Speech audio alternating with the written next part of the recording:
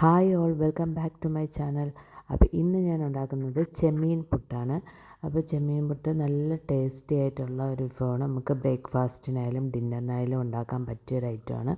അപ്പോൾ നല്ലതായിട്ട് ചെമ്മീൻ ഫ്രഷായിട്ട് ക്ലീൻ ചെയ്ത് നല്ല രീതിയിൽ അതിൻ്റെ വേസ്റ്റൊക്കെ എടുത്ത് കളഞ്ഞ് ക്ലീൻ ചെയ്തിട്ട് വേണം എടുക്കാൻ.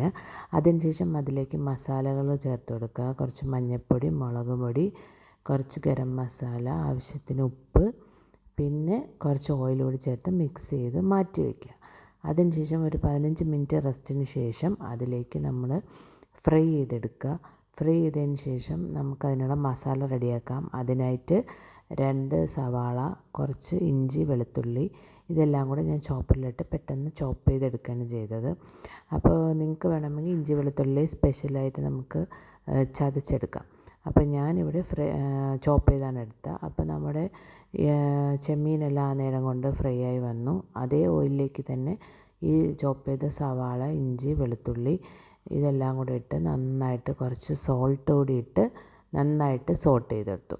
അതിലേക്ക് ആവശ്യത്തിനുള്ള പച്ചമുളക് നിങ്ങളുടെ എരിവനുസരിച്ചിട്ട് ചേർത്ത് കൊടുക്കുക.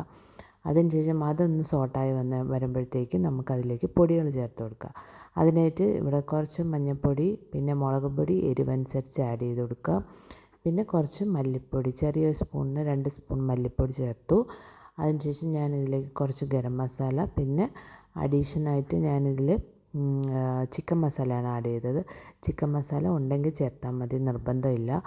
പിന്നെ ഇത് നന്നായിട്ടൊന്ന് ഈ പൊടിയുടെ പച്ചമണം മാറുന്നവരൊന്ന് മിക്സ് ചെയ്തിട്ട് അതിലേക്ക് നിങ്ങൾക്ക് തക്കാളി ചേർത്ത് കൊടുക്കാം. തക്കാളി അല്ലെങ്കിൽ ടൊമാറ്റോ പേസ്റ്റ്, തക്കാളി ഉണ്ടെങ്കിൽ അത് ചേർത്താൽ മതി.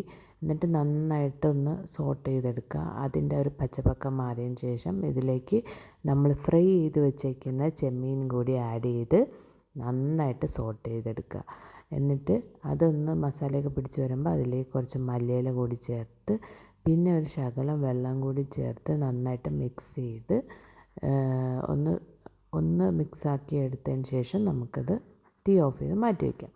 ഇനി നമുക്ക് പുട്ടുണ്ടാക്കാൻ നോക്കാം. പുട്ടുണ്ടാക്കാനായിട്ട് ആദ്യം ഞാൻ എടുത്തിരിക്കുന്നത് ഗോതമ്പ് പുട്ടിൻ്റെ പൊടിയാണ് കേട്ടോ എടുത്തിരിക്കുന്നത്. അതിൽ കുറച്ച് സോൾട്ട് ആഡ് ചെയ്ത് നന്നായിട്ട് മിക്സ് ചെയ്ത് വയ്ക്കാം. അതിനുശേഷം അതിലേക്ക് കുറേശ്ശെ വെള്ളം ആഡ് ചെയ്ത് ആ പൊടിയൊന്ന് നല്ല രീതിയിലൊന്ന് നനഞ്ഞ് വരുന്ന രീതിക്കൊന്ന് നനച്ചെടുക്കുക. അതിനുശേഷം അതിനെ നമ്മൾ കുറച്ച് നേരം റെസ്റ്റ് ചെയ്യാനായിട്ട് മാറ്റി വയ്ക്കണം.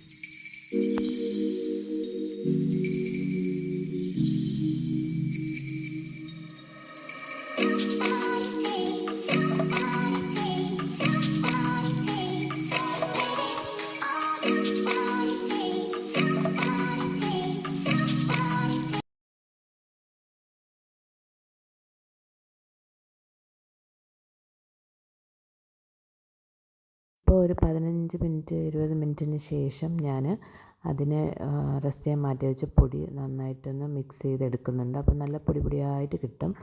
എന്നിട്ട് നമ്മൾ പുട്ടുകുറ്റി എടുക്കുക. നിങ്ങൾക്ക് വേണമെങ്കിൽ ചിരട്ടപ്പുട്ടിൻ്റെ കുറ്റി എടുക്കാം.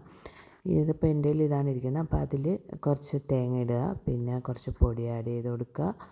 അതിന് ശേഷം നമ്മൾ എടുത്ത് വച്ചിരിക്കുന്ന മസാല, ചെമ്മീൻ മസാല ആഡ് ചെയ്ത് കൊടുക്കുക. ഇതുപോലെ തന്നെ നമുക്ക് ഇറച്ചിയുടെ മസാല വെച്ചും ചെയ്യാം കേട്ടോ. അപ്പോൾ ഇതുപോലെ മസാല ആഡ് ചെയ്ത് കൊടുക്കുക. പിന്നെ അതിലേക്ക് കുറച്ച് തേങ്ങ ഇട്ട് കൊടുക്കുക.